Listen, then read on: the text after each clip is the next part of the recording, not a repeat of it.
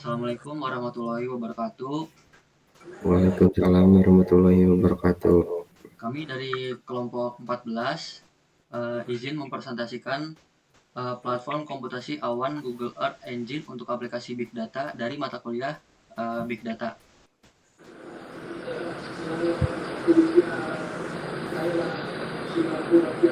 Untuk anggotanya ada saya sendiri, Muhammad Pradita Sadana dengan NPM 121. Ada saya Muhammad Rafiq Barosli dengan NPM 092. Dengan saya Meta Nuaryani dengan NPM 123. Saya Joko Mujamil dengan NPM 124. Dengan saya Boji Batul Atmo dengan NPM 129. Saya Reda Ramadan dengan NPM 130. Saya Alfi Akbar Ramdan dengan NPM 132.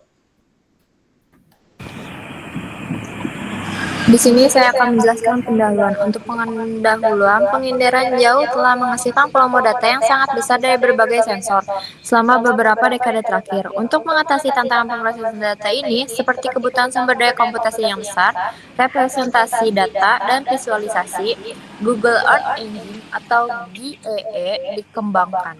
Dibandingkan dengan platform lainnya seperti AWS atau Azure, GEE menyediakan akses gratis ke berbagai dataset dan alat pemrosesan big data, sehingga menjadi solusi yang lebih terjangkau dan praktis bagi pengguna.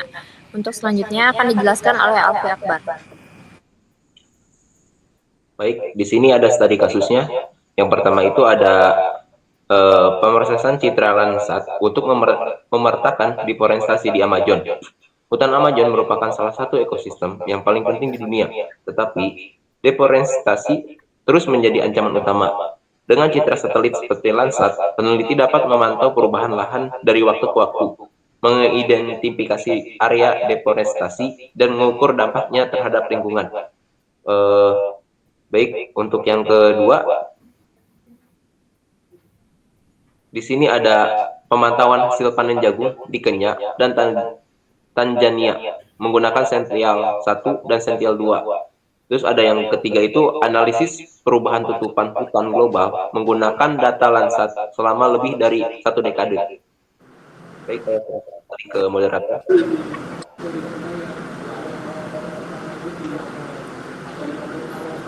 Nah, di sini ada fitur utama dari Google Earth Engine. Yang pertama, komponen utama. Di sini ada Explorer untuk melihat dan mengelola database. Di sini ada kode editor untuk menulis script, memproses data menggunakan JavaScript atau Python. Terus di sini juga ada template untuk menganalisis perubahan lingkungan menggunakan video berdasarkan data satelit.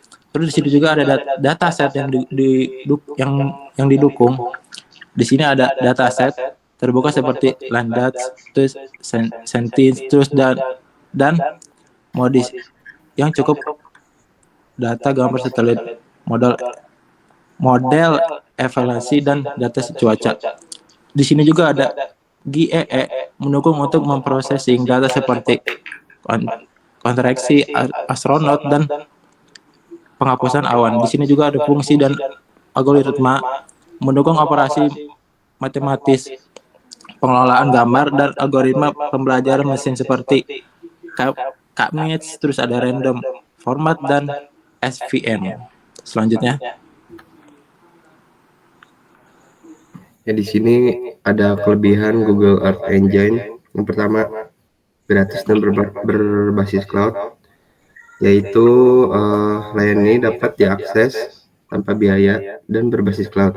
Artinya pengguna tidak perlu mengunduh atau menyimpan data di perangkat lokal.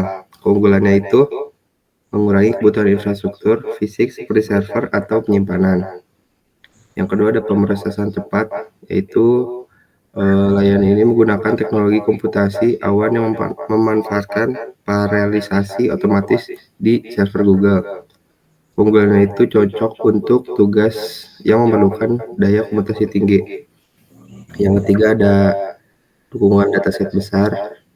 Platform ini dirancang untuk menangani dataset berskala besar, termasuk data global yang mencakup cakupan waktu yang panjang, misalnya data iklim selama beberapa dekade atau populasi global. Keunggulannya itu memungkinkan analis tren atau pola di berbagai waktu dan lokasi.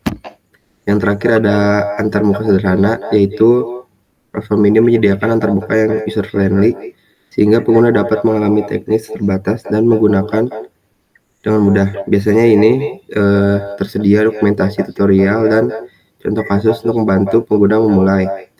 Keunggulannya itu membuka akses kepada lebih banyak orang dan memanfaatkan teknologi canggih tanpa memerlukan pelatihan teknis secara mendalam. Next.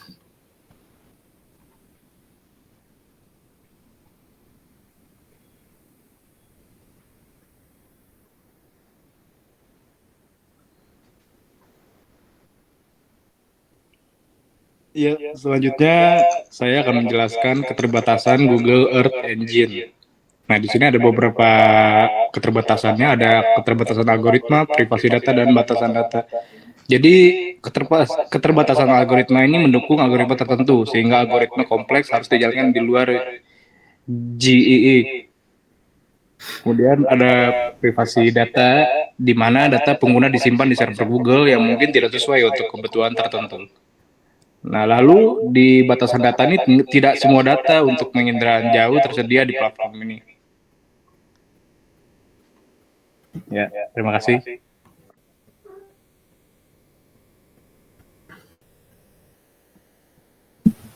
Selanjutnya ada aplikasi utama, yang pertama yaitu vegetasi, yaitu monitoring tutupan hutan, perubahan penggunaan lahan, dan deforestasi.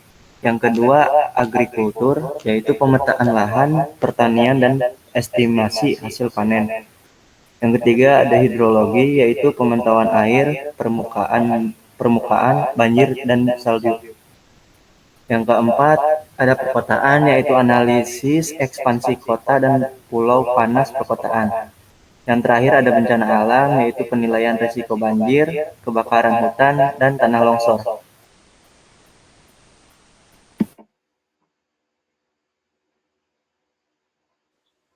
Baik, untuk selanjutnya ada tren publikasi.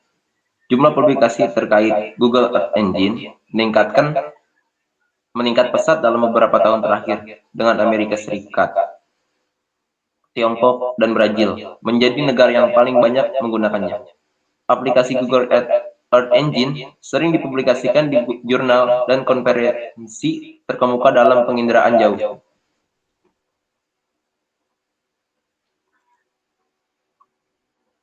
Untuk kesimpulannya, jadi Google Earth Engine adalah platform yang sangat efisien untuk mengelola dan menganalisis big data penginderaan jauh. Keunggulannya dalam komputasi awan, akses ke dataset besar, dan alat analisis menjadikannya alat penting dalam penelitian dan pengembangan di berbagai bidang. Namun, keterbatasan seperti privasi data dan kurangnya fleksibilitas algoritma perlu dipertimbangkan.